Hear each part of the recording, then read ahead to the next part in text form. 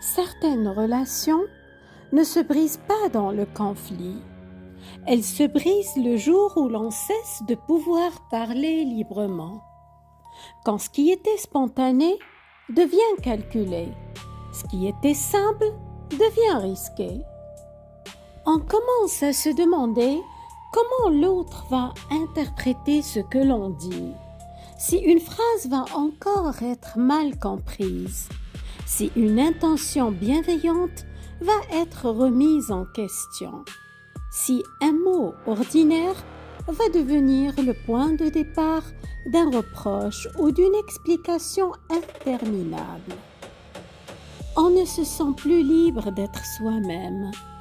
C'est le point de bascule. C'est le moment où la relation cesse d'être un espace de vie pour devenir un terrain d'hypervigilance. Lorsque la spontanéité n'est plus possible, ce n'est pas seulement la communication qui est touchée, c'est toute la structure du lien qui se fragilise. Car la spontanéité n'est pas un luxe relationnel, elle est l'une des conséquences naturelles de la sécurité. Une fois cette sécurité disparue, quelque chose d'essentiel disparaît avec elle. La capacité d'être sereinement soi-même dans le lien. Aujourd'hui, dans les élans du cœur, nous allons examiner ce point de bascule souvent méconnu, le moment où une relation cesse d'être un espace de liberté pour devenir un espace de surveillance, d'interprétation et de justification permanente. Et pourquoi ce changement constitue souvent l'un des signaux les plus importants d'une relation devenue difficilement réparable. Je suis Fatem Zahra Alami. J'explore ces moments où l'on cesse d'être soi-même pour devenir ce que la relation exige qu'on soit, où la légèreté laisse place à l'attention. Dans une relation saine, on peut parler sans craindre la réaction de l'autre. La relation est un espace de liberté, la liberté de s'exprimer sans avoir constamment à anticiper la réaction de l'autre. C'est une forme de spontanéité qui n'est pas une absence de filtre. Ce n'est pas dire tout ce qui passe par la tête sans aucune considération, mais c'est pouvoir envoyer un message sans le relire 10 fois. C'est pouvoir exprimer un ressenti sans préparer sa défense. C'est pouvoir être maladroit, imparfait, humain, sans craindre immédiatement une interprétation négative. C'est exprimer une opinion différente sans que ce soit une déclaration de guerre.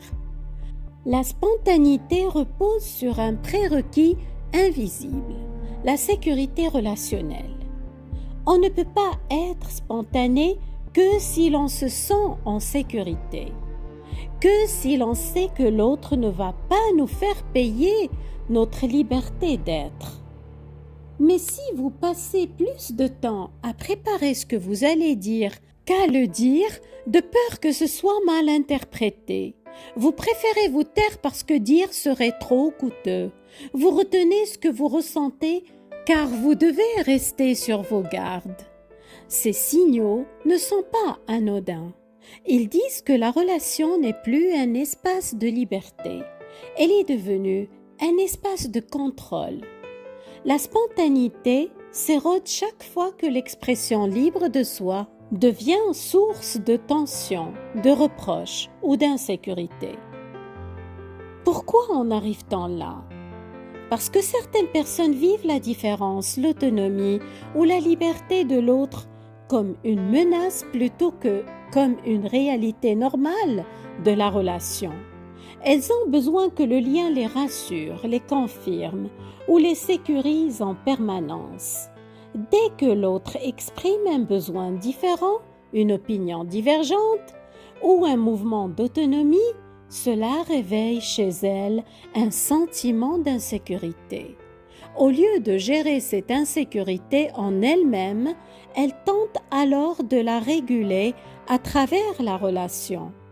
Elle questionne davantage, interprète davantage, contrôle davantage ou cherche davantage de garanties. Progressivement, l'espace relationnel se rétrécit. L'autre comprend qu'il ne lui suffit plus d'être sincère.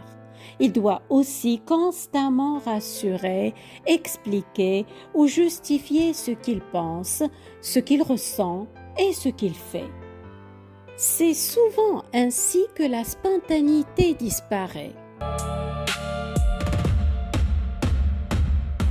Dans une relation saine, lorsqu'un comportement surprend ou déçoit, la curiosité précède généralement la conclusion. On cherche d'abord à comprendre, on pose des questions, on laisse à l'autre la possibilité d'expliquer ce qu'il a voulu dire, ce qu'il ressent ou ce qui a motivé son comportement. Mais quand la relation devient un moyen de retrouver une sécurité intérieure, la relation cesse d'être une rencontre entre deux personnes. À partir de ce moment-là, l'objectif n'est plus vraiment de comprendre l'autre. L'objectif devient de réduire l'inquiétude que l'on ressent soi-même. Et lorsque cette inquiétude devient centrale, les questions sont souvent remplacées par les interprétations. Plus une personne dépend d'une relation pour se sentir stable intérieurement, plus elle risque de devenir hypersensible à tout ce qui ressemble à une prise de distance. La relation devient progressivement le lieu où elle cherche à apaiser des inquiétudes qu'elle ne parvient plus à réguler seule. Le moindre changement peut alors être vécu comme une menace, un silence, un retard de réponse, une formulation ou un comportement inhabituel. Tout peut alors réactiver un sentiment d'insécurité relationnelle disproportionné à la situation. Elle pense « ce comportement n'est pas cohérent, donc il cache quelque chose ». À partir de là, tout peut être interprété comme suspect. Ce qui aurait autrefois suscité une simple question devient alors une source d'inquiétude. Et cette inquiétude cherche une auto-explication instantanée qui n'attend pas l'autre. Malheureusement, lorsque l'inquiétude trouve toute seule des réponses, avant même d'avoir cherché à comprendre, elle produit souvent des conclusions prématurées. La personne ne cherche plus seulement à entrer en relation avec l'autre. Elle cherche à protéger ce que cette relation lui apporte. Alors, les comportements ne sont plus observés, ils sont interprétés. Un message simple cesse d'être un message simple. Une phrase ordinaire cesse d'être une phrase ordinaire. Tout devient potentiellement porteur d'un sens caché. Ce n'est plus le message qui est lu, mais c'est l'intention derrière le message qui est supposée interpréter puis juger. On passe de « qu'est-ce qui est dit » à « voilà ce que ça veut dire de toi et de ton intention ». Au lieu de demander « qu'est-ce que tu voulais dire ?» on commence à conclure « voilà ce que tu voulais dire ».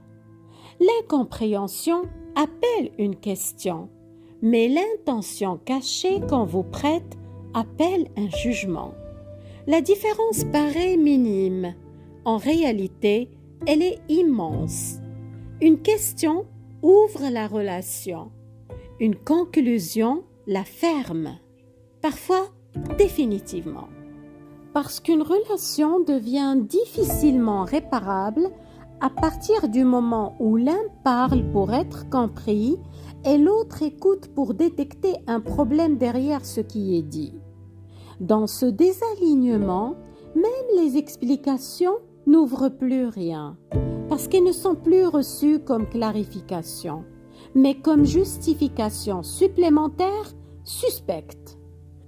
À ce stade, la personne en face n'a plus d'espace viable pour exister dans la relation sans se contrôler en permanence.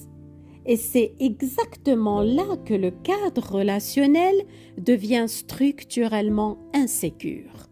On n'a plus que deux options. Soit rester dans une logique de contrainte interprétative permanente, soit sortir du système pour retrouver une forme de cohérence interne et de paix intérieure.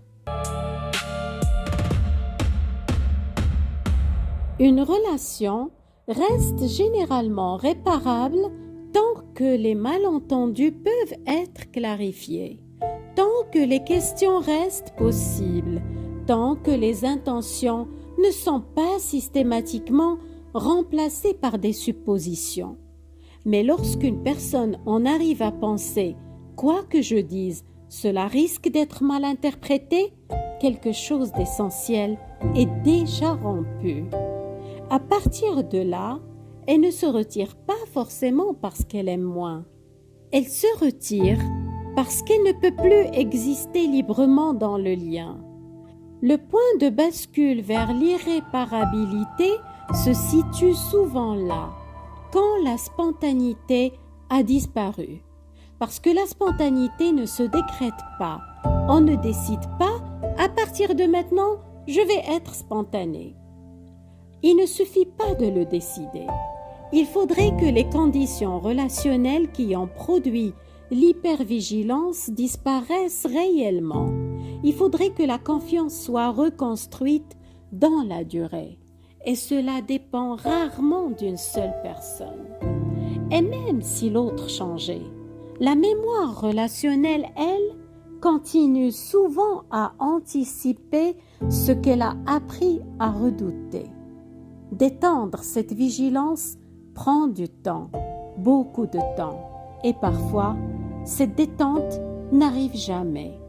C'est pour cela que la perte de spontanéité est souvent l'un des indicateurs les plus sérieux qu'une relation est entrée dans une zone de difficile réparabilité.